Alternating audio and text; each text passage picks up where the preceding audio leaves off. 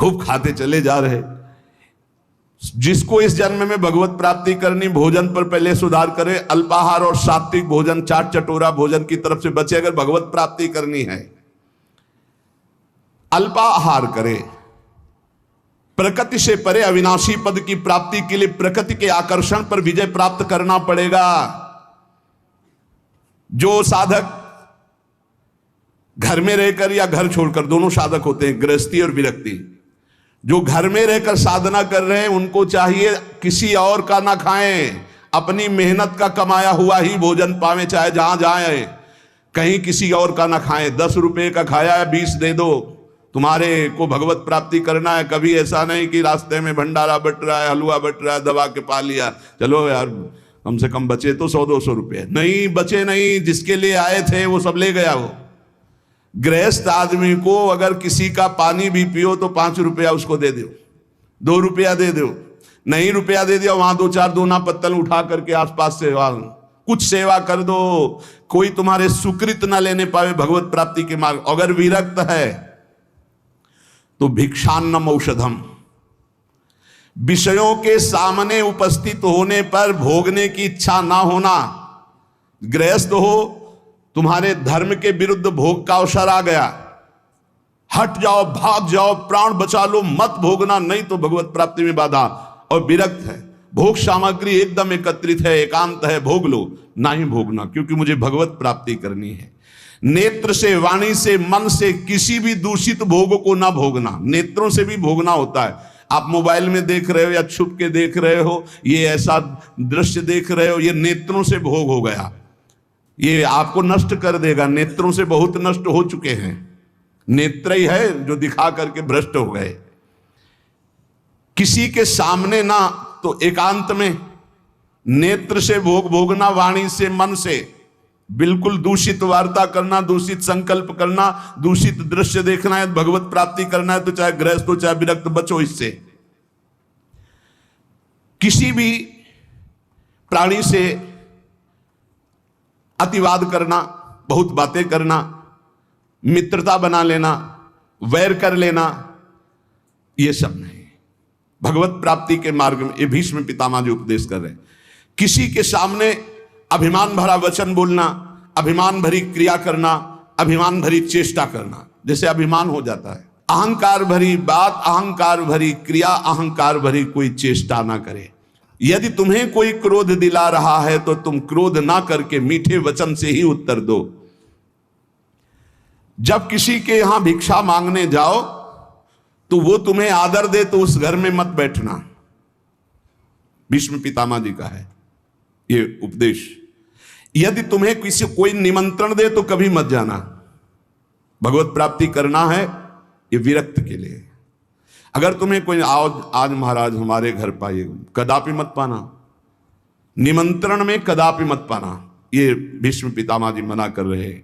और जब भिक्षा मांगने जाओ तो बहुत घरों से मत मांगो, कुछ नियम रखो, 4 घर 5 घर, मिले तो मिले, नहीं उपवास। अब ये नहीं कि पूरे गांव में टहली आए, नहीं, 5 घर 7 घर ऐसे नियम रखे जाते हैं कि हम सिर्फ 5 घरों में जाएंगे, मिले ना मिले। ये नहीं कि पूरे गांव में टहली आएगी, जब तक भरपेट के दोनों टाइम के लिए ना मिल जाए तो हम 50 घर मांग लिए। ये भिक्षान नहीं, भिक्षान 5 घर या 7 घर। आवाज लगाई, नहीं मिला तो उपवास कर गए। निमंत्रण पाए हुए घर में कभी भिक्षा ना पाने जाए, ये भगवत है कोई रहस्य।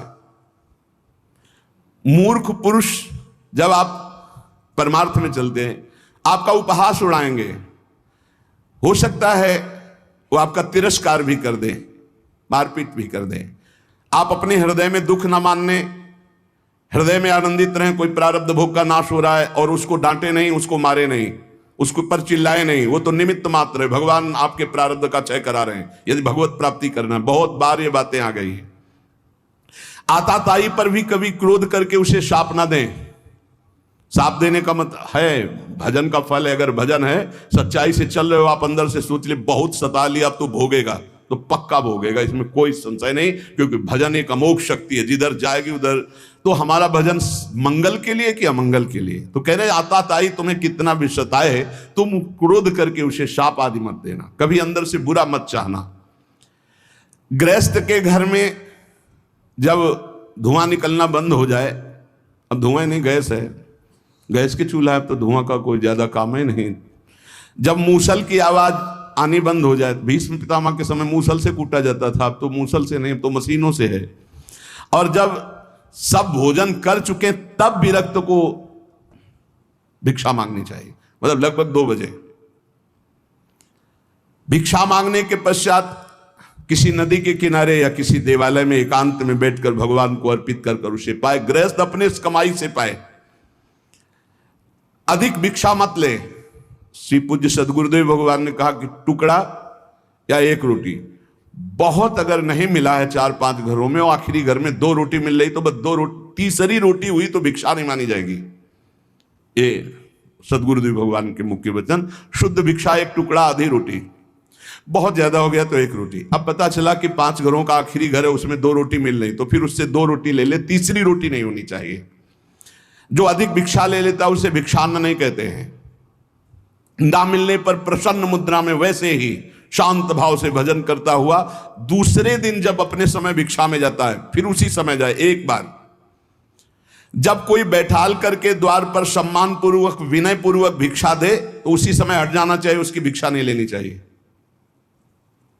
आओ आओ महाराज, आपके तो दर्शन बड़े भाग्य से। ए लाओ कुर्सी बैठा लो, लाओ ए गरम गरम रोटी बनाओ बाबा, उठे हो चल दे।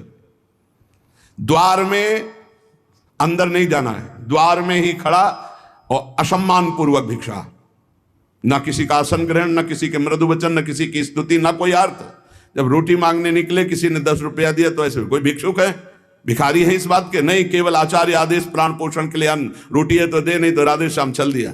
सिंहवत व्यवहार, विविध प्रकार के व्यंजनों को न खाए। अरे भाई बहुत विचित्र। भगवान की प्राप्ति के मार्ग में सबसे ज्यादा इस रसेंद्री पर दृष्टि डालो। बहुत विचित्र खेल है, बहुत विचित्र, बहुत सावधान। अब आज का जो वातावरण है, बहुत भोजन के लिए बहुत आगे चलकर और अव्यवस्था हो जाएगी। कैसे भजन होगा, कैसे भजन होगा। भगवान को अर्पित करके दाल रोटी खाओ, खूब हरि के गुण गाओ। अगर इधर उधर खान पान करोगे तो हम पक्का कह सकते हैं भजन तो नहीं हो सकता है। भजन का नाटक भले आप कर लो, भजन का नाटक कर सकते हो। भीष्म पितामह जी कहते हैं कि जो विरक्त भाव से भगवान के मार्ग में चले हैं वो किसी उजड़े हुए खंडहर में या देवालय में या वृक्ष के नीचे या किसी संत का बनाया हुआ स्थान उसमें वास कर रहे, स्वयं का कुछ नहीं होना चाहिए। अपने शरीर निर्वाह केवल करना है, बने बनाए बिलों में वास कर लिया। घर गृहस्थी के यहाँ नहीं, विरक्त को घर गृहस्थी के यहाँ शयन नहीं करना चाहिए। हम भ्रमण किए हैं और बड़े संतों का संग किए तो हमने देखा कि गांव के बाहर स्कूल, मंदिर या किसी बट वृक्ष के नीचे या भगवान शंकर का छोटा मंदिर, वहां घरों में गृहस्थों के सैया पे शयन करोगे, खूब भजनानंदी बनोगे तो सिद्ध ही हो तो प्रणाम, नहीं साधक है तो चौपट हो जाएगा। क्योंकि परमाणु वहां है, वहां गृहस्थी के परमाणु। घर गृहस्थी में बस मधुकरी मांगी हो बाहर, बहुत सावधानी की जरूरत है। भीष्म पितामह जी कह रहे हैं विरक्त को अपने मन को अचल और स्थिर करने के लिए कहां शयन करे?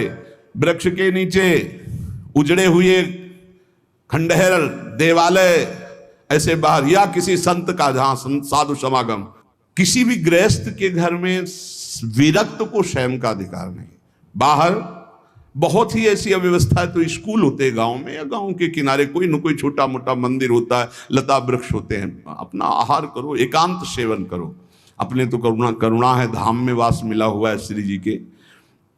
जो किसी गृहस्थ से राग कर लेता है विरक्त होकर के, उसके अंदर पाप कर्म की इच्छा प्रकट होने लगती है। बहुत सावधान। नित्य तृप्त रहो, भगवत चिंतन में छके रहो, संतुष्ट रहो भगवत चिंतन में, मुख प्रसन्न रहे, इंद्रियां शासन में रहे, निर्भय रहो भगवत मार्ग के पथिक। हर समय नाम जप चलना चाहिए। मौन का आश्रय लो नाम जप बढ़ाने के लिए। वैराग्य की भावना को पुष्ट रखो। समस्त जगत के पदार्थ नाशवान हैं, किसी पर आसक्त मत हो। सब ये उत्पत्तिशील जितने सब विनाश को प्राप्त होंगे, इसलिए सत्य नहीं है, सत्य सच्चिदानंद भगवान है। मन और इंद्रियों को संभालना ही साधना है, यही तपस्या है। अपनी इंद्रियों और मन को संभाल लो।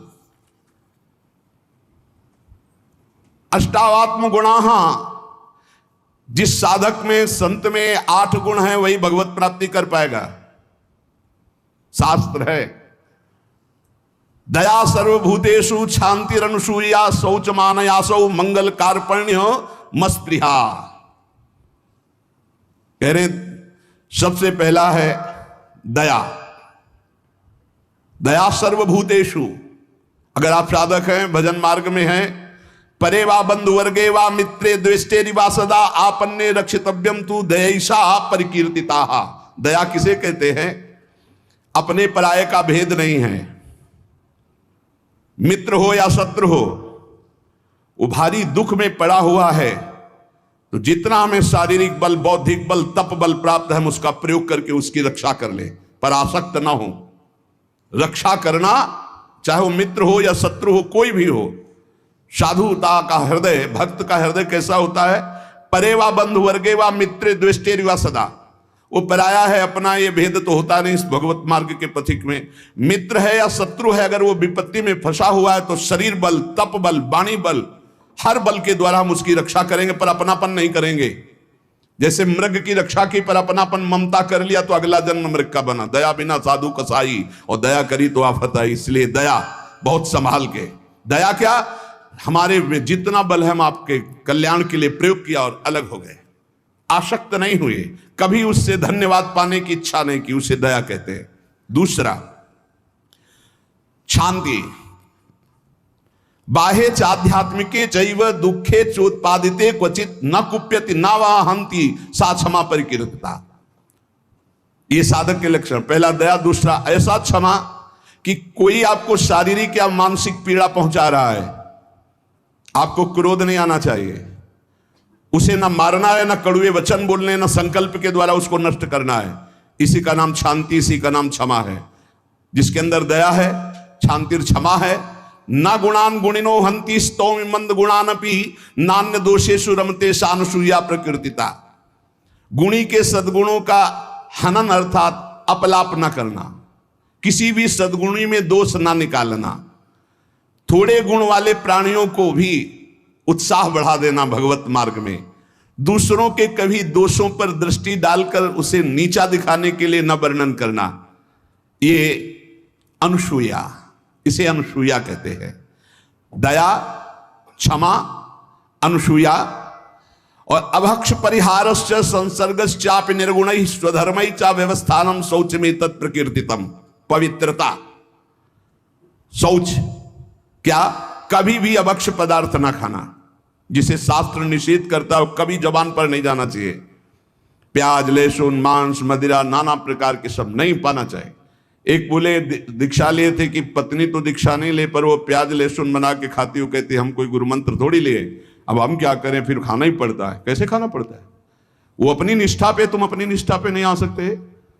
अपनी निष्ठा पे आना पड़ेगा, या वो बदले या तो तुम बदलो। तुम कंठी तिलक लेकर बदल गए कि तुम प्याज लहसुन खा रहे हो, पत्नी खा रही, इसलिए नहीं भाई। दोनों हैं, एक ही जगह भोजन बनना है तो एक को तो सुधरना पड़ेगा। या तो फिर आप अपने लिए रोटी ले लीजिए और नमक से पा लीजिए। जय दिन आप नमक रोटी पाएंगे तय दिन उसका हृदय जलेगा और उसको सुधरना पड़ेगा, प्याज लहसुन छोड़ना पड़ेगा।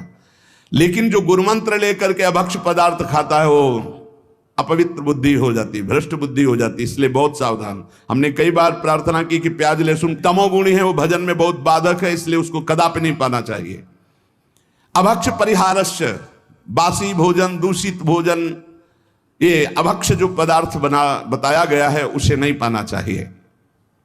दुर्गुण रहित प्राणियों का संसर्ग नहीं करना चाहिए। पवित्रता का मतलब केवल स्नान ही कर लेना नहीं है। अभक्ष पदार्थ नहीं खाना और कुसंग नहीं करना, कुसंग भी अपवित्रता है। और स्वधर्म में दृढ़ रहना, इसी को पवित्रता कहते हैं। पवित्र भोजन पाना, सत्संग करना और स्वधर्म में दृढ़ रहना, सच्ची पवित्रता इसे कहते हैं। शरीरम पीड्यते येन शुशुभे नापि कर्मणा अत्यंतम तन्न कर्तव्य मनायासा च उच्यते। जो श्रेष्ठ भागवतिक कर्म के लिए अत्यंत कष्ट सहता है उसको अनायास तपस्या कहते हैं। भारी से भारी कष्ट को सहने के लिए तैयार रहे। बुखार है लेकिन हमें सत्संग में जाना है, शरीर पीड़ा में है लेकिन हमारी दिनचर्या है, हम प्रभु के दर्शन करेंगे जाके, हम सत्संग सुनेंगे जाके, हम अपने प्रभु की सेवा करेंगे, ऐसी होनी चाहिए। अनायास जो भगवत कृपा से तुम्हारे जीवन की पूर्ति के लिए आ जाए, प्रयास, विरक्त को प्रयास नहीं करना चाहिए, विरक्त को व्यापार नहीं करना चाहिए। विरक्त जो चाहे अनायासम शरीरम पीड्यते येन सुशुभे नापि कर्मणा अत्यंतम तन्न कर्तव्य मनायासा च उच्यते। किसी भी तरह विरक्त भाव वाले को, गृहस्थ को मेहनत करके कमा के अपने पर शरीर का पोषण, और विरक्त को अनायासम आकाश वृत्ति या मधुकर वृत्ति, ऐसे भाव से व्यापार आदि करके बुद्धि भ्रष्ट हो जाएगी, हरि और गुरु से विपरीत बुद्धि चली जाएगी। अरे भाई तुम कितना कमा सकते हो, देनहार कोई और है, देत रहते दिन रैन, लोग भरम मुंह पे करे तासो नीचे नयन। अरे वो लक्ष्मीपति जैसे, अरे जो चाहिए नहीं हो हमारे को क्या, हम तो, हमें प्रभु चाहिए, फिर कैसे। बहुत सावधान, बहुत सावधान। कभी कभी गुरुजन संकोच करते हैं तो इशारा उनका समझना चाहिए, और जब वो प्रकट कह दे तो भूल जाओ। अगर कदम उसी मार्ग पर रखोगे तो बहुत दूर निकल जाओगे, बहुत फिसल जाओगे। अनंत जन्मों के बाद अवसर मिला है माया से मुक्त होने के लिए। प्रशस्ताचरणम नित्य म प्रशस्ति विसर्जनम एतद्य मंगलम प्रोक्तम मुनिभिस्तत्वदर्शिभी। सदैव गुरुदेव के उपदेश और शास्त्र सम्मत कर्म करना चाहिए, कोई भी अशुभ कर्म नहीं करना चाहिए। तत्वदर्शी मुनियों द्वारा बताए हुए मार्ग से सदैव मंगल होता है, इसे मंगल कहते हैं। स्तोकादपि प्रदातव्य मदीने नान्तरात्मना अहन्यानि यत्किंच कार्पण्यम ही तत् स्मृतम। अगर थोड़ी वस्तु मिली तो प्रसन्न रहो, अधिक मिली है तो प्रसन्न रहो, किसी भी स्थिति में असंतुष्ट मत रहो। प्रसन्नता ही सबसे बड़ी उपलब्धि है। संतुष्टायन केनवा, हर स्थिति में प्रसन्न रहना सीखो। मंगलम और अकारपण्यम और अस्पृहा यथालाभे न संतोषा कर्तव्यो हृथ वस्तुना परस्याचिंतित्वार्थम सा स्पृहा परिकीर्तिता। कभी दूसरे से इच्छा मत करो, कभी दूसरे के वैभव की याचना मत करो। जब प्रभु को आपको देना होगा तो बिना मांगे दे देंगे। संतोष धन धारण करो, अस्पृहा, ये जिसमें होते हैं उसे भगवत प्राप्ति होती है। पहला है दया, दूसरा है क्षमा, फिर तीसरा है अनसूया, चौथा है शौच पवित्रता, फिर अनायास जीवन की पूर्ति, और मंगल कार्पण्य और स्पृहा रहित। ये दीनता नहीं होनी चाहिए भोगों के लिए, किसी से इच्छा नहीं होनी, और निरंतर भगवत चिंतन। अब कह रहे हैं कि ये 10 बातें भगवत मार्ग के पथिक को त्याग देनी चाहिए। परद्रव्येष्वभिध्यानम, दूसरे के धन का अपहरण करने की वृत्ति, चाहे विरक्त हो चाहे गृहस्थ हो। परद्रव्येष्वभिध्यानम मनसानिष्ट चिंतनम, जो मन से भी दूसरे के धन का चिंतन करने लगता है तो खुद उसका अनिष्ट शुरू हो जाता है। शास्त्र की बात मान लो, जिम हरि शरण नये को बाधा, सुखी मीन जहां नीर अगाधा। तुम भगवान से विमुख होकर जिस पाओगे। पर द्रव्येष्वभिध्यानम, ये मायावी लोग मिल जाते हैं। अगर धन का चिंतन करोगे मिल जाएंगे। बहुत बहुत मारा घूम रहा है रुपया, रुपया के लिए भगवत मार्ग, चाहे गृहस्थ हो चाहे विरक्त। रुपया कोई भगवत प्राप्ति नहीं कराता, केवल भोग देता है। तो भगवान जैसे रखें वैसे धर्म पूर्वक चलो, अन्याय पूर्वक या चिंतन पूर्वक नहीं। चिंतन नहीं धन का, चिंतन हरि का। मनसानिष्ट चिंतनम, चिंतन करोगे तुम्हारा अनिष्ट कर देगा रुपया। ये संसारी पुरुष नहीं समझ, रात दिन उसी का चिंतन करते हैं, तभी डिप्रेशन में पहुंच जाते हैं। नाना प्रकार की कुभावनाएं प्रकट होने लगती है। जिसको इस जन्म में परमानंद की अनुभूति करनी है उसको सावधान। पारुष्य अनृतम चैव पैशून्यम चापि सर्वशा। अगर परलोक की प्राप्ति करनी, परम धाम जाना है, तो आप चुगली करना, निंदा करना, दूसरे की बातें करना छोड़ दो। दूसरे के धन का चिंतन, अपहरण करना छोड़ दो। मिथ्या भाषण, परनिंदा, और असंबद्ध प्रलाप ये साधक में नहीं होना चाहिए। असंबद्ध प्रलाप, चुगली, निंदा ये जबान में नहीं होना चाहिए। और कह रहे हैं अदत्तानाम उपादानम हिंसा चैवा विधानता परदारोप सेवा चा शारीरम त्रिविधम स्मृतम। बिना किसी के दिए हुए किसी वस्तु का स्पर्श मत करो, देने पर भी तब देखो कि तुम्हारे योग्य है कि नहीं। और परदार रति, चूंकि ये गृहस्थ या विरक्त कोई भी भगवत प्राप्ति के लिए चले, उसके लिए किसी भी परदार रति, दूसरे की स्त्री के प्रति तनिक भी लगाव नहीं होना चाहिए काम भाव का। अगर काम भाव का जरा भी लगाव है तो तुम्हारा पतन हो जाएगा। बहुत एक विचित्र समय कलिकाल का प्रभाव चल रहा है, इस पर दृष्टि ही नहीं जा रही कि ये जो व्यभिचार प्रवृत्ति है इसको एक मनोरंजन मान लिया गया है, इसको एक खिलवाड़ मान लिया, इसे एक सीमा में रखा गया है, एक सीमा में रखा। पाणी ग्रहण संस्कार कर स्वीकार करके फिर धर्म पूर्वक चलो, वैराग्य हो जाएगा। अधर्म पूर्वक चलोगे आसक्त हो जाओगे।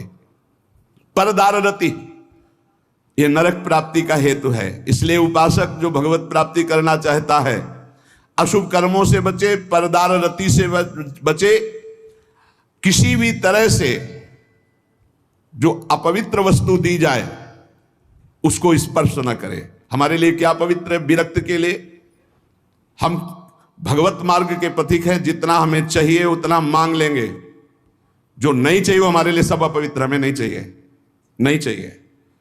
और गृहस्थ के लिए धर्म पूर्वक कमाई हुई वस्तु किसी के दान दक्षिणा या किसी का यह ऐसा स्वीकार न करे, बहुत हानिकारक होता है।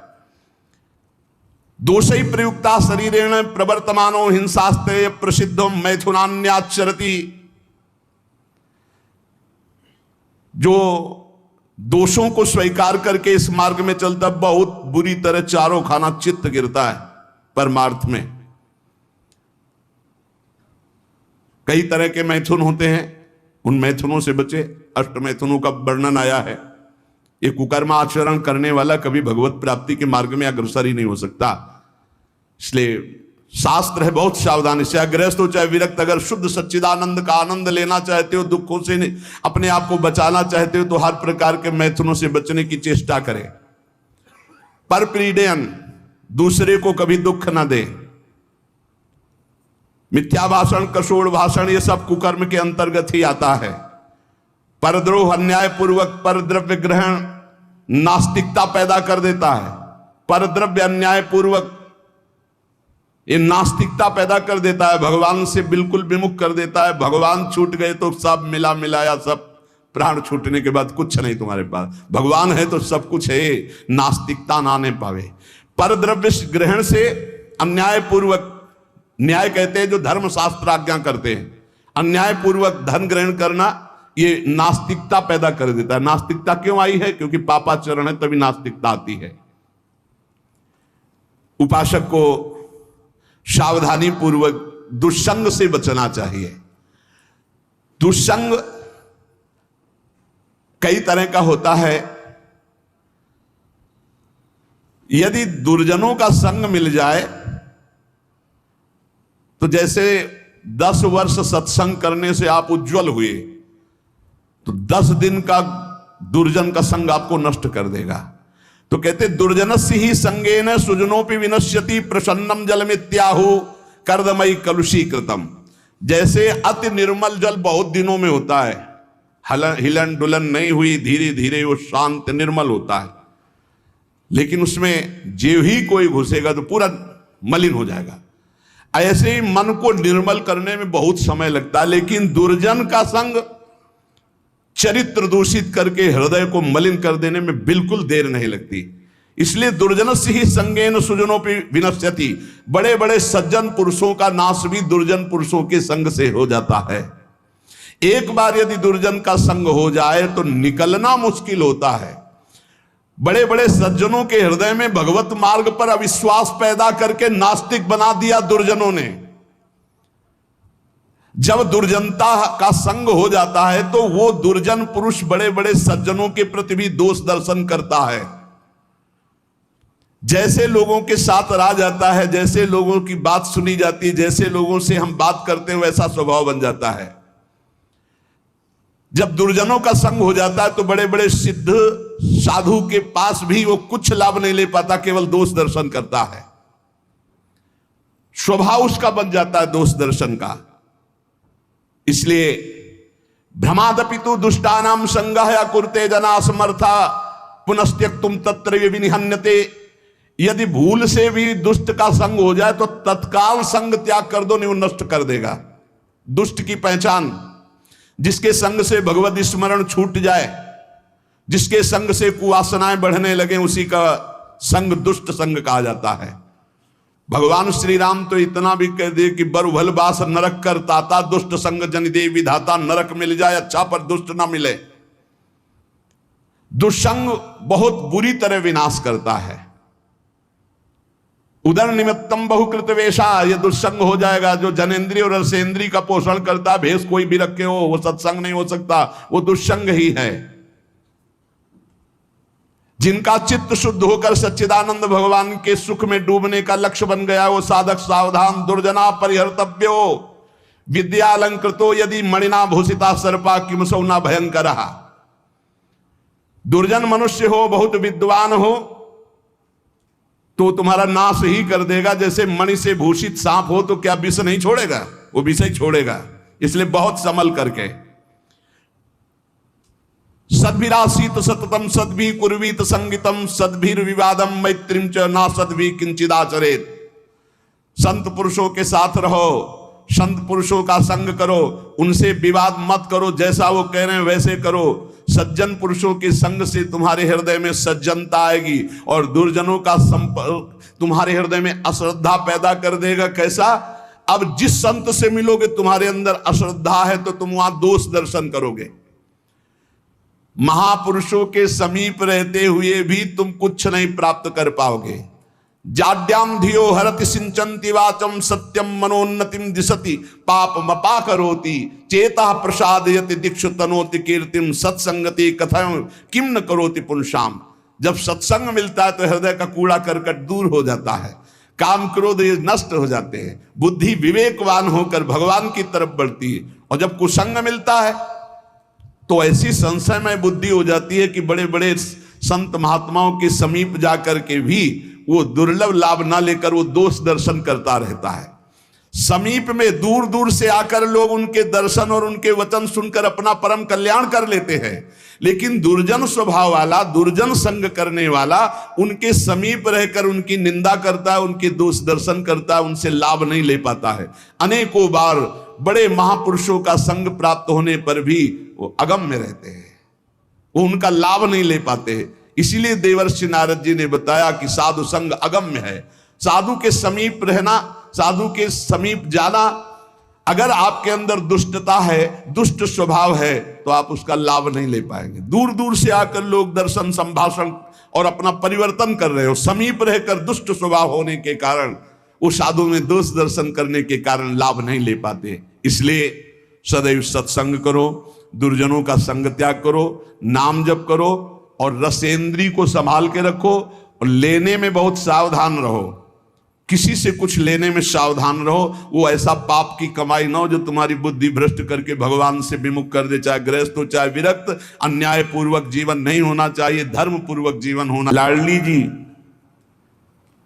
मेरा कोई संसार में नहीं है कि मुझे सहयोग दे सके। श्यामा प्यारी, किससे पुकार करके कहूं कि हमारे हृदय में संग दोष जागृत हो चुका है, हमारे हृदय में मान प्रतिष्ठा अच्छी लगने लगी है, हमारे हृदय में दुख सुख हर्ष शोक का प्रभाव पड़ रहा है। लाडली, आप ही केवल हमारी तरफ करुणा दृष्टि से देखो तो ये दूर हो जाए। कोई दूसरा इस संसार में आपके सिवा हमारा नहीं है। मैं जान्यो कछु सूरज है, दिन प्रति उर्झो जाए, मैं मेरे बस हूं नहीं, श्यामा जू कहूं सुनाए। हम आपसे साफ बात कह रहे हैं श्यामा जू। मैंने समझा कि साधन पथ में चलने पर मैं सुलझ जाऊंगा, सुधर जाऊंगा, लेकिन स्वामिनी जी यहां तो और उलझ गया। तन छाड़े मन गही रहे, दोनों ही दुख होए। तन से विषय भोग छोड़ा, मन उनको पकड़े हुए है। लाडली सुलझा दो, आप ही सुलझा सकती हो, दूसरा कोई नहीं। मैंने समझा मैं सुलझ रहा हूं, लेकिन दिन का दिन छूटवे के जतन विशेष बांधे जाओगे। तो लाडली अब आप ही छोड़ दो इस माया के बंधन से, इस मैं मोर तय तोर के बंधन से आप हमें छुड़ा लो। मन बुद्धि ये थिर नहीं, ही ये भरी भंगार। श्री श्यामा करुणा भरी, दृष्टि नेक निहार। बहुत कूड़ा भरा है हृदय में स्वामिनी जी। ये अंतःकरण चतुष्टय, बुद्धि का निश्चय होना चाहिए, प्रिया प्रीतम के सिवा हमारा कोई नहीं। मन का संकल्प विकल्प प्रिया प्रीतम की सेवा, जगत की सेवा, और चित्त का निरंतर भगवदाकार चिंतन, अहम का पूर्ण दासत्व में समर्पण, ये सब कुछ नहीं, बड़ा कूड़ा करकट भरा हुआ है। कोई भी सत्कार्य होते उसमें अहंकार उदय हो जाता, मैंने किया। बुद्धि का निश्चय है, जगत में भोगों में रुपया में प्रतिष्ठा में सुख है। मन नाना प्रकार की भोग वासनाओं का संकल्प करता रहता, तो बड़ा कूड़ा करकट अंतःकरण में जमा है। हे मेरी श्यामा प्यारी, आप करुणा दृष्टि से देख लो तो आपकी दृष्टि मात्र से मन बुद्धि सुधर जाएंगे। श्यामा प्यारी लाडली, तुम जानती हो सबके भाव, मेरे तो तुम एक हो।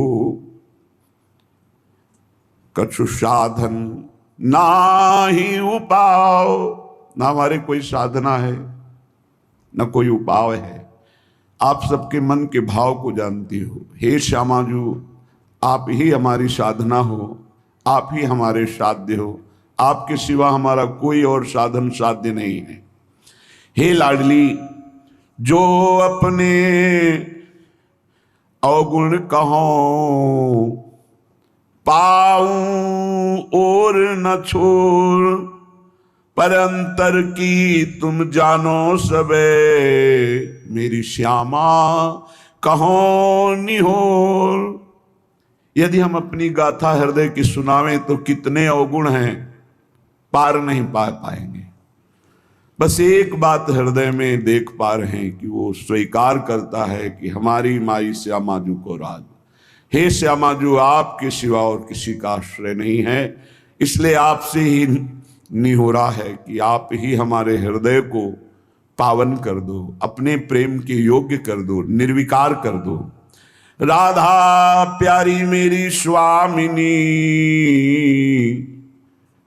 निज सहचरी समुदाय, अली माधुरी आपके चरण परी बिललाए। हे समस्त सहचरियों, आपके मध्य में विराजमान जो श्यामा श्याम हैं, सहचरी सहित समस्त वृंदावन के परिकर को, प्रिया प्रीतम को हृदय से बार बार वंदना करते हुए विलख कर हम केवल इनके चरणों का आश्रय लेते हैं। अब आप देख लो, आपको संभालना है। इसे निर्भरा भक्ति कहते हैं। पूर्ण रूप से अपने इष्ट के भरोसे में हो जाना। जब अपनी तरफ दृष्टि जाए तो अति दैन्य और दोषयुक्त, और जब इष्ट की तरफ दृष्टि जाए तो अत्यंत गर्व और आनंद में। तो हम अपनी तरफ दृष्टि करके अपने इष्ट को बता रहे हैं कि हमारे में ये सब दोष है, हमारे में ऐसा कोई गुण नहीं कि हम आपको प्रसन्न कर पावें। इसलिए हे लाडली, हे लालजू, आप कृपा करो और अपने योग्य हमारे हृदय को बना लो, क्योंकि बनावटी प्रभु को पसंद नहीं। निर्मल जन मन सो मोहि पावा, मोहि कपट छल छिद्र न भावा। मुझे कोई कपट छल दोष विचार ये प्राप्त नहीं कर सकते हैं। मुझे प्राप्त कर सकता है निर्मल मन, और हमारा मन मलिन है। तो हम आपसे निवेदन करते हैं, हे प्रभु, आप अपने योग्य बना लीजिए इस मन को। मेरे में सामर्थ्य नहीं कि मैं आपके योग्य मन को बना करके आपकी प्राप्ति कर पाऊं।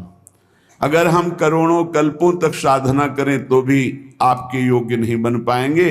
और अगर आप पल पाओ, पल के चौथाई हिस्से में चाहें तो मेरा मन आपके योग्य हो सकता है।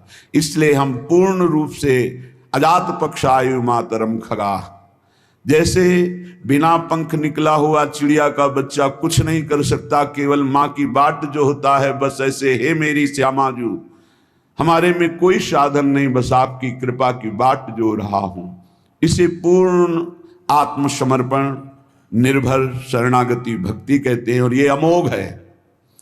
जिसके हृदय में ऐसा समर्पण हो गया हमारे माई श्यामाजू को राज, तो हरि ही श्यामाजू हैं, श्यामाजू ही हरि हैं। केवल स्वभाव और महिमा का रसास्वादन कराने के लिए प्रभु अपने प्रेम स्वभाव और अपनी प्रेम महिमा का रसास्वादन कराने के लिए ही हरि राधा किशोरी के रूप में विराजमान है। और प्रेम का कैसे रसास्वादन किया जाता है, कितनी दैन्यता, तो राधा किशोरी ही हरि के रूप में विराजमान है। हरि ही राधा किशोरी है, राधा किशोरी ही हरि है, किंचन मात्र इनमें भेद नहीं है। देखो यद्यप सकल लोक चूड़ामणि, यद्यपि हरि अनंत ब्रह्मांडों के स्वामी, पर दीनपन को मानत, दैन्य होकर कैसे प्रेम का रसास्वादन करते हैं। तो प्रेम का रसास्वादन कैसे किया जाता है, हरि रूप। और प्रेम का प्रभाव और प्रेम का स्वभाव श्री राधा किशोरी रूप। हमारा हो भाग्य, पता नहीं कौन सा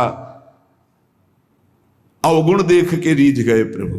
गुण तो है ही नहीं कि ऐसी महामहिम महामाधुर्य रस करुणा समुद्र श्री लाडली जी के चरणों की शरणागति मिली, और हमें ये गर्व से कहने का साहस हुआ कि हम श्री जी के हैं, हम लाडली जी के हैं। ये अनन्यता हृदय में आ गई तो सर्वस्व की प्राप्ति हो जाएगी। देख लेना, मेरे प्रभु अनन्यता देखते हैं, और जितने दिव्य सद्गुण प्रभु को रिझाने की वृत्तियां, वो सब इसी अनन्यता से जागृत हो जाती हैं। जब हम शरीर के अनन्य होते हैं तो सारे दोष जागृत हो जाते हैं, और जब हम प्रियालाल के अनन्य होते हैं तो सारी दैवी संपदा जागृत हो जाती है। इसमें साधन बल नहीं, इसमें अनन्यता, इसमें प्रियता, इसमें ममता, और वो ममता, प्रियता, अनन्यता धाम प्रदान करता है। जब हम धाम के आश्रित होते हैं तो रजरानी की कृपा और रसिकों की कृपा मिलती है। जो श्री जी के अनन्य हैं, उन्हीं की कृपा से हमारे हृदय में यत् किंचित अनन्यता जागृत होती है। अनन्यता ही साधना की परम सिद्धि है। अनन्यता ही परमार्थ की वो सुदृढ़ भूमि है जिसपे दिव्य लीलाओं का रसास्वादन होता है। अनन्यता ही जीवन मुक्तता है, अन्य ही जीवन बंधन है। वो धन्य है जो अपने इष्ट के गुरुदेव के अनन्य हो गए, जिनके हृदय में ऐसी दृढ़ता आ गई कि बने तो रघुबर ते बने, बिगड़े तो भरपूर, तुलसी औरन ते बने, ता बनबे पे धूर। ये अनन्यता। हमारे इष्ट हमें जैसे रखे हम राजी हैं, हम राजी हैं जिसमें हमारे इष्ट राजी हैं। इष्ट जैसा जैसा विधान करते, चाहे वो दुखद हो चाहे सुखद हो, हम कभी कोई प्रश्न उनसे नहीं करेंगे, और हम प्रसन्न रहेंगे उनके विधान को मानकर। ये अनन्य भक्त की हृदय की स्थिति होती है। श्रीपाद प्रबोधानंद जी महाराज श्री वृंदावन धाम के अनन्य महापुरुष हैं, जिनको तत्वबोध है और प्रियालाल के प्रेम में उन्मत्त रहते हैं। वो कहते हैं, कलिंद सुतयायुतम प्रणय माधुरी धारया, प्रबद्ध सुख चंद्रिका जलधि फुल्लवल्ली द्रुमम, कपोत शुक शारिका पिक मयूर कालंकृतम, भ्रमद भ्रमर झंकृतम जयति धाम वृंदावनम। प्रेम रस की धारा यहां बहती रहती है वृंदावन में। अब निज धर्म आपनो कहत, तहां नित्य वृंदावन रहत, बहत प्रेम सागर जहां। बोले प्रणय माधुरी की रसधारा यहां प्रवाहित होती है। जैसे समुद्र के तट पर रहने वाले को शंका बनी रहती है, कभी भी ज्वार भाटा आए और तटस्थ भूमि को तोड़ करके वो डुबो दे, ऐसे ही वृंदावन में है। ये बहता हुआ प्रेम समुद्र है, बहता हुआ। इसकी तरंगे हैं, इसकी लहर है, इसकी धारा है। यहाँ की लताएं, खगमृग, पशु पंछी, यहाँ के रसिक महात्मा, ये जब बाढ़ आएगी, किसी भी रसिक महापुरुष का सानिध्य मिला और उसकी करुणा बरस गई तो प्रेम में डूब ही जाओगे। यहाँ पक्का प्रेम में डूब जाओगे, अंतिम क्षण तक डूब जाओगे। अगर अभी कुछ नहीं बन पा रहा और आप धाम के आमरण व्रतधारी हैं कि मेरा शरीर छूटे तो वृंदावन में छूटे, तो अंतिम समय तक किसी न किसी सखी की नजर पड़ेगी और आपको प्रियालाल के प्रेम में डुबो देगी, क्योंकि करुणा का मूर्तिमान स्वरूप सहचर्या है। इसलिए धाम प्रेम धाम कहा गया है। यहां प्रेम समुद्र बहता हुआ है, यद्यपि समुद्र स्थिर होता है, पर यहां कह रहे बहत प्रेम सागर जहां, क्योंकि प्रेम स्थिर नहीं है, प्रतिक्षण वर्धमानम है, बढ़ता ही रहता है। प्रेम जैसे चंद्र कला बढ़ता है, पर चंद्रमा में पूर्णिमा होती, प्रेम में कभी पूर्णिमा नहीं होती, सदैव बढ़ता रहता है, नवम नवम नवम प्रतिक्षण वर्धमानम। इसलिए बहता हुआ प्रेम समुद्र वृंदावन धाम है और इसकी तरंगे हैं यहाँ की लता, रजरानी, खगमृग, पशु पंछी और यहाँ के रसिक जन। किसी की भी कृपा हो जाए, यहाँ के एक पक्षी की कृपा हो जाए तो आप प्रेम में डूब जाएंगे। यहाँ एक लता की कृपा हो जाए, यहाँ किसी रसिक की कृपा हो जाए, तो जो प्रेम बड़ी बड़ी साधनाओं से भी सुलभ नहीं है, अत्यंत दुर्लभ, वो प्रेम प्रकाशित हो जाए। प्रेम मेरी प्रियाजू, मेरे लालजू, और उनका चिंतन करते हुए अश्रु प्रवाह कर हृदय में ऐसी पीड़ा हो रही, हाय कब मिलेंगे जो मेरे हैं, अनंत जन्मों से बिछड़े, दरस बिन दुखन लागे नैन, भारी विकलता, अनंत जन्मों के पाप संस्कार भस्म हो गए, कर्म बंधन छिन्न भिन्न हो गए और वो भगवत स्वरूप होकर प्रियालाल की दिव्य लीला में प्रवेश पा गया। ये प्रणय रस धारा है श्रीधाम वृंदावन, और बहुत करुणा करके दुरंत मोह का नाश करने वाली श्री यमुना जी इस श्रृंगार रस धारा मानो द्रवित होकर प्रवाहित हो रही हूं। बहुत करुणा है यमुना रस रानी की, जिस पर यमुना जी प्रसन्न होती हैं, दुरंत मोह का नाश करके इसी जन्म में राधा वल्लभ लाल की उत्तम प्रेम लक्षणा भक्ति और सहचरी भाव प्रदान कर देती है। यही व राधिका पते पदाब्ज भक्ति मुत्तमा मवाप्यशा ध्रुवम भवेत परत्र तत्प्रियानुगा। आप मलिन दृष्टि मत रखें यमुना जी में कि ये गिर रहा है वो गिर नहीं। जैसे अग्नि भगवान सब कुछ जलाकर अपना स्वरूप दे देते हैं, ऐसे यमुना जी सबको अपना स्वरूप प्रदान कर देती हैं। परम पावन यमुना जी को कभी कोई अपवित्र कर ही नहीं सकता, किसी की सामर्थ्य नहीं है। यमुना जी साक्षात करुणा बपू हैं, हमारी लाडली जी की प्रिय सहचरी हैं, और मोह का नाश होना बड़ा कठिन है, सो यमुना जी नाश कर देती हैं। जिसने यमुना जी का दर्शन किया, यमुना जी का आचमन किया, यमुना जी का अवगाहन किया, वो कभी यमपुरी नहीं जा सकता, पक्का। जो यमुना जी का थोड़ी भी भक्ति कर ली है, तो यमुना की भक्ति मात्र से उनके परम भ्राता श्री जो यमराज जी हैं, वो अपने दूतों को आदेश करते हैं, कभी भी जिसके मुख से यमुना निकला है, आचमन किया है, अवगाहन किया है, बैठकर समीप कुछ नाम जप के, कभी मत जाना, उनकी तरफ देखना भी मत। ऐसी यमुना जी जहां प्रवाहित हो रही परेश वर्ण रूपिणी भगवान श्री कृष्ण की श्री अंग की जैसी कांति, ऐसे झलमल झलमल श्याम वर्ण यमुना, बड़ी दिव्य है यमुना जी। अपनी तो नेत्र प्राकृतिक है इसलिए देख नहीं पा रहे, जब त्रिगुणातीत कृपा होगी श्री जी की और त्रिगुणातीत वृत्ति जागृत होगी, तब आप इन यमुना जी को देखेंगे। बड़ी दिव्य है, जिनमें स्वर्ण कमल, नील कमल, पीत कमल, अरुण वर्ण के कमल, विविध प्रकार के कमल खिले हुए हैं, भौरे गुंजार कर रहे हैं। समीप में ही कुंज में अद्भुत अद्भुत लताएं फूली हुई झूम रही हैं, और कपोत सुख शारिका पिक मयूर कालंकृतम, कपोत, शुक, शारिका, कोकिला, मोर ऐसे गुंजार कर रहे हैं, ऐसे मानो प्रियाजू का यश गा रहे, पर हम उनकी वाणी समझ नहीं सकते। ऐसा लगता है कि ये शोरगुल कर रहे हैं, नहीं, वो राधा यशो मुखर मत खगावली की। यहाँ के जितने पक्षी हैं सब श्री जी का नाम, श्री जी का जस गान कर रहे हैं। कृष्ण प्रेम रसम सदा रसयते वृंदावनांतर्गतम, जो वृंदावन के अंतर्गत अपने जीवन को समर्पित कर दिया है, पक्का श्री कृष्ण प्रेम में डूबेगा, डूबेगा, पक्का डूबेगा। जब वृंदावन में आए और बिहारी जी की कृपा से राधा वल्लभ जी गए, जब राधा वल्लभ जी के दर्शन किए तो ऐसा लगा जैसे बहुत पहले से हम इनसे परिचित हैं। श्री कृष्ण प्रेम रसम सदा रसयते वृंदावनांतर्गतम। वृंदावन में यदि अपने जीवन को समर्पित कर दिया जाए, चाहे आश्रय भाव से या वास भाव से, अरे बहुत मानो कृपा ही कृपा उदय हुई है वृंदावन के रूप में। आप लोग बाहरी दृष्टि से देखेंगे तो आपको दोष दर्शन भी दिखाई दे सकता है, लेकिन आपसे सत्य कहते हैं, कभी कभी एकांत में जब वृंदावन की कृपा उदय होती तो सिर्फ रोना आता है कि कोई ऐसे सद्गुण नहीं, कोई ऐसी बात नहीं जिससे हमारी प्रियाजू ने हमें रीच कर वृंदावन का अखंड वास दे दिया।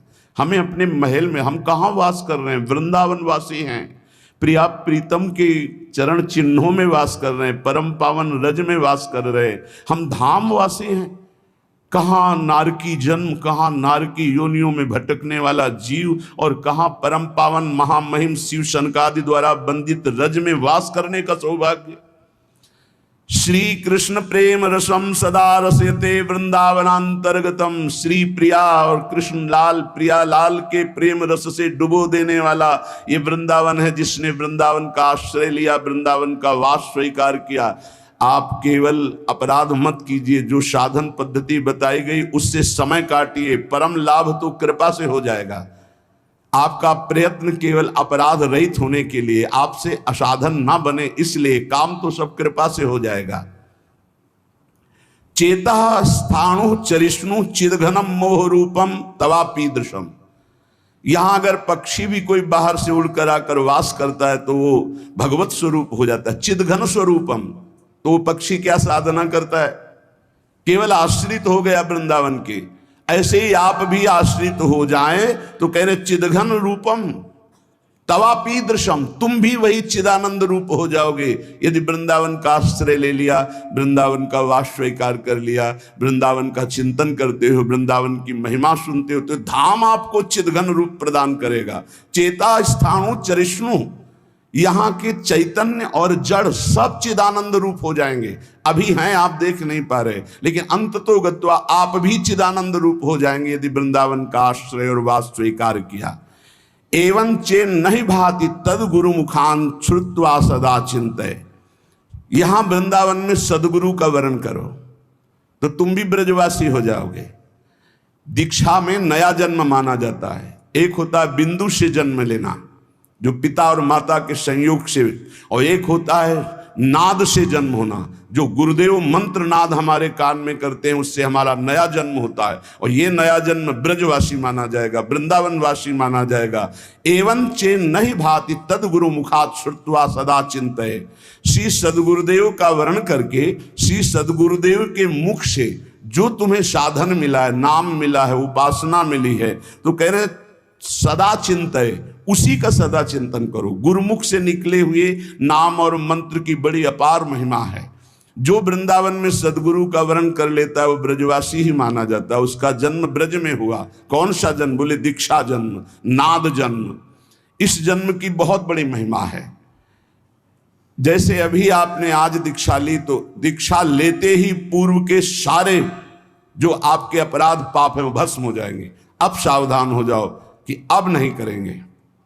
अगर ऐसा नियम ले लिया, पक्का विश्वास कर लिया और गुरुमुख से निकले हुए साधना का सांगोपांग अनुष्ठान कर, इसी जन्म में भगवत प्राप्ति हो जाएगी।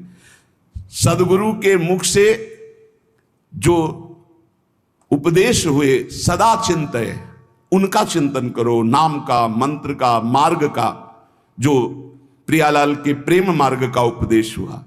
और कह रहे प्रारब्धांतमिहा वसाति सहसा स्वादिश्य से स्वम रसम। प्रारब्ध के अनुसार शरीर में जो दुख सुख आ जाए उसे भोग लो, उसे मिटाने की कोशिश मत करो। क्या होगा? बोले आपके हृदय में सहसा एक दिन देख लेना प्रियालाल प्रकाशित हो जाएंगे और आप उस आस्वादन से, प्रेम आस्वादन से उन्मत्त हो जाएंगे। क्या करें? कह रहे हैं कि जो वृंदावन का आश्रय लेता है, वास स्वीकार कर लेता है, वो श्री कृष्ण के प्रेम रस में निश्चित डूब जाता है। कैसे? बोले वृंदावन में सदगुरु का वर्ण करो, उनके द्वारा निकली हुई उपासना पद्धति जो श्रीमुख से है उसका अनुष्ठान करो, उनके बताए हुए मार्ग पर चलो, नाम मंत्र जो उन्होंने दिया उसका सदा चिंतन करो, और प्रारब्ध के अनुसार जो दुख सुख आ जाए उसे भोग लो। यहां ये नहीं कह रहे कि उसे मिटाने की चेष्टा करो, उसे भोग लो, तो क्या होगा? तुम भगवत प्राप्त हो जाओगे। ये सिद्धांत है। इसीलिए संत महात्मा बड़े बड़े आप देखो जो दिव्य हुए, उन्होंने अपने प्रारब्ध को नहीं मिटाया, दूसरों के प्रारब्ध को स्वयं लेकर भोग लिया। अपने प्रारब्ध को तो भोगा ही, औरों के भी प्रारब्ध को भोग लिया कि ये भजन करने में कमजोर हैं, प्रारब्ध आएगा इनको छीण कर देगा, चलो तुम आगे बढ़ो, हमें तो कोई फर्क नहीं पड़ता। प्रारब्ध को अपने ऊपर ले लिया। उसे श्री जी सहसा हृदय में प्रकाशित होकर प्रेम रस में डुबो देती है। ये धाम की कृपा, धाम में गुरु बनाने की कृपा, गुरु के मुख से निकले हुए नाम मंत्र का निरंतर चिंतन करने की कृपा से प्रियालाल का सहसा, सहसा माने कभी भी अचानक हृदय में प्रकाश हुआ और आप डूब गए। वो जब आप समर्पण हो, आपका पूर्णता होता है, तब ये स्थिति आती है। अचानक खड़े हैं या बैठे हैं या क्रियारत हैं, एकदम वृत्ति गोल, एकदम वृत्ति समाहित हो गई, एकदम डूब गई, क्या कहना है क्या करना है कुछ सुधी नहीं। मात्र एक सामने प्रियालाल, उनकी दिव्य माधुरी, दिव्य लीला, सच्ची मानिए निहाल हो जाओगे। बस एक जीवन का खेल है, जितना तुम्हारा जीवन बचा है उसे प्रियालाल के चरणों में समर्पित कर दे। संत वाणी, महापुरुषों के वचन हमको सदैव अध्यात्म मार्ग के बाधाओं से बचाते हैं और अध्यात्म मार्ग में पुष्ट करते हैं। यहां कह रहे हैं जो साधक भगवान के मार्ग में चल रहे हैं उनके लिए सावधानी की बातें हैं, बहुत सावधान होकर सुने और इनसे बचें। जो उपासक इन बातों से नहीं बचता वो अपने लक्ष्य से भ्रष्ट हो जाता है। इसलिए बहुत काम की बात है। पहला है, किसी भी सभा समिति संगोष्ठी में शामिल ना होना, जहां एक दूसरे की कटाक्ष हो रही हो, जहां एक दूसरे की निंदा की जा रही हो, जहां ये सब नहीं, इसमें नहीं फंसना, साधक को नहीं फंसना। भगवत प्राप्ति करने वाले साधक को सबसे पहले बचना है। आज आना वहां सभा है, आज वहां समिति है, वहां ऐसा संगोष्ठी है, इस विषय की चर्चा है, नहीं। सत्संग, एकांत सेवन, भगवत सेवा, सत्संग, इष्ट मिले और मन मिले, मिले भजन रस रीति, तहां निसंग कोहे मिलिए तासों कीजिए प्रीति, कभी नहीं गए। कई तरह की हानियां हो जाती हैं, साधक बहिर्मुख हो जाता है। इसलिए साधक को कभी सभा में, समिति में, ऐसी जगह नहीं जाना चाहिए। मना कर रहे हैं। सभा समितियों में शामिल होना मानो अपनी साधना को नष्ट करना है। जो लक्ष्य प्राप्ति के लिए चलना चाहता है, सभा समिति संगोष्ठी ये नहीं। एकांत सेवन, सत्संग सुना, अपरिचित जीवन, किसी से कोई परिचय नहीं। अखबार पढ़ना, समाचार देखना, ये उनके लिए सही है जो समाज सेवी हैं, जो समाज में विविध पदों में हैं, लेकिन जो भगवत प्राप्ति करना चाहता है उस साधक के लिए ठीक नहीं। न समाचार पत्र पढ़ना और न समाचार सुनना, न समिति सभा में जाना, न किसी राजनीतिक या व्यवहारिक संगोष्ठी को सेवन करना, नहीं। हम सबके हृदय में विराजमान उस परमात्म तत्व को जागृत करने के विषय में बोलते हैं। सबका हृदय मंदिर बने और सबके हृदय रूपी मंदिर में भगवान का प्रादुर्भाव, केवल उसकी चर्चा होती है। जिस प्रभाव से अनंत जन्मों से हम भटक रहे हैं, उस माया की मलिनता का नाश करके सच्चिदानंद प्रभु में स्थित होने की चर्चा होती है। बहुत चर्चाएं हो रही हैं, कम से कम एक चर्चा तो पकड़ो जिससे तुम्हारे हृदय मंदिर के पट खुले और तुम्हें साक्षात्कार हो जाए भगवान का। जब तक हृदय मंदिर में भगवान प्रकाशित नहीं होंगे तब तक कुछ काम बनने वाला नहीं। तो सत्संग हृदय मंदिर के पट खोलता है, सत्संग ज्ञान चक्षु खोलता है, प्रेम नेत्र खोलता है। सभा समितियों में जाना, पक्ष विपक्ष की वार्ता करना, समाचार पत्र पढ़ना, समाचार देखना, इस साधक को छोड़ देना चाहिए। दूसरा, कोई भी मनुष्य तुम्हारे जीवन में विशेष अधिकार प्राप्त न कर पावे। कोई भी पूरी सृष्टि में विशेष अधिकार, अरे वो अपने हैं, तो फिर श्यामा श्याम तुम्हारे कैसे रहे? श्यामा श्याम तो तभी अपने माने जाएंगे जब कोई और अपना ना हो। मेरे तो गिरधर गोपाल दूसरो न कोई, सिद्ध महान प्रेम रस में डूबी हुई मीरा जी के वचन है। मेरे तो गिरधर गोपाल दूसरो न कोई। गोस्वामी तुलसीदास जी, एक भरोसो एक बल एक आस विश्वास, एक राम घनश्याम हित चातक तुलसीदास। किसी भी मनुष्य से विशेषता पूर्वक आपका संबंध ना होने पावे, स्थान विशेष में आसक्ति ना होने पावे, वस्तु विशेष में स्वाद ना आने पावे। भगवत प्राप्ति करना है तो दूसरी बात सावधानी पूर्वक, कोई हमारा विशेष नहीं, कोई खास नहीं, कोई वस्तु व्यक्ति स्थान कोई विशेष हमारे नहीं। जहां राखो तहां रहो मान सुख रास है। जहां मेरे स्वामी जैसे रख रहे हैं वैसे रह रहा हूं, मेरा नहीं मेरे स्वामी कहे, जब चाहे तब हटा दे, जब चाहे तब रख ले, उनकी बात है। वस्तु जैसा चाहा वैसा भेज दिया, वैसा हम उसका सेवन कर रहे हैं। हमारे लिए कोई खास वस्तु नहीं, मेरे स्वामी ने भेजा इसलिए बात है। तीसरी, मठ या आश्रम की स्थापना करके उसके विषय में चिंतन करना और धन आदि की चाह करना, यह साधक भगवत प्राप्ति से भ्रष्ट होने की वृत्ति है। ये सिद्धों का कार्य है, साधकों का नहीं। मठ आदि की स्थापना करना ये सिद्धों का कार्य, आचार्यों का कार्य है। आश्रम आदि की निर्माण वृत्ति करके फिर उसके संचालन के विषय में चिंतन करना, फिर रुपया पैसा इकट्ठा करना, और जब मर गए तो बाद में जो चार शिष्य हैं आपस में झगड़ा करना, मुकदमाबाजी शुरू होना। बचो इससे। जैसे बने बनाए मंदिर हैं, बने बनाए जगह हैं, हमको वास मिल रहा है, वास कर रहे हैं, हटा दिए जाएंगे, फिर फुटपाथ में बैठ जाएंगे, पर हमारा कोई चिंतन चुरा ले, ऐसा नहीं। हम ऐसा कुछ नहीं करेंगे जिससे हमारा चिंतन बंटवारा हो जाए। मेरे प्रभु हैं, वो थे, वो रहेंगे। उनके एक निमिष मात्र से अनंत ब्रह्मांडों का सृजन हो जाता है। वो जहां रखेंगे जैसे रखेंगे, जहां राखो तहां रहो मान सुख रास है। उपासक किसको बैठा ले? स्थान विशेष में आ सकती नहीं, व्यक्ति विशेष में आ सकते नहीं, वस्तु विशेष में आ सकते नहीं। हमारे लिए ना कोई वस्तु विशेष है, ना स्थान विशेष है, ना व्यक्ति विशेष है। मठ और आश्रम आदि की स्थापना करके उसके चिंतन में डुबोना, अपने मन को मानो दुर्गति का मार्ग चयन कर